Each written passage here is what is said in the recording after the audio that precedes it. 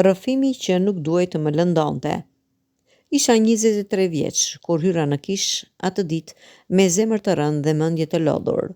Nuk po kërkoja mrekulli, po kërkoja qetësi, dikë që të më dëgjonte pa më gjykuar, dikë që të më thoshte se nuk isha i humbur. Prifti ishte njeri i respektuar, fliste butë, buzëqeshte shpesh dhe të bënte të ndiheshe i sigurt. Që fëmijë më kishin mësuar se prifti ishte njeri i Zotit, një udhërrëfyes shpirtëror. Nuk më shkoi kurrë në mendje se aty, në atë dhomë të vogël rrëfimi, mund të më ndodhte diçka që do të më ndryshonte përgjithmonë.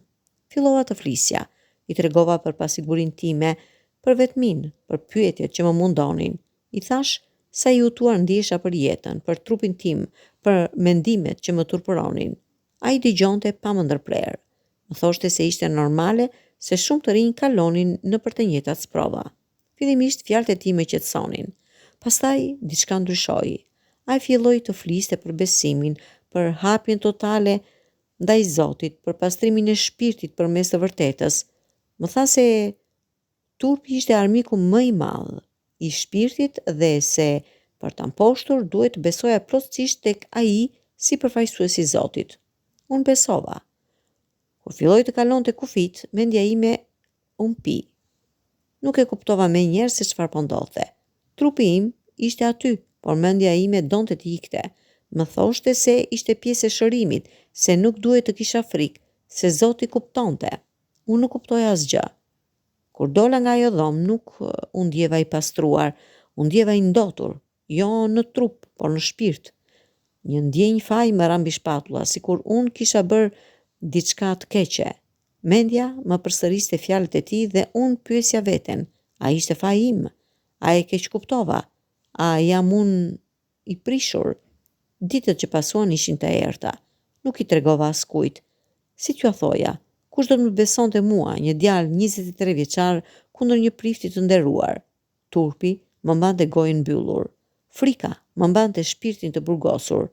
Fillova të shmangja kishën. Çdo herë që dëgjoja fjalë për besim, ndjeja të përzjera. Ai që duhej të më ndihmonte të afrohesha me Zotin, më largoi prej tij.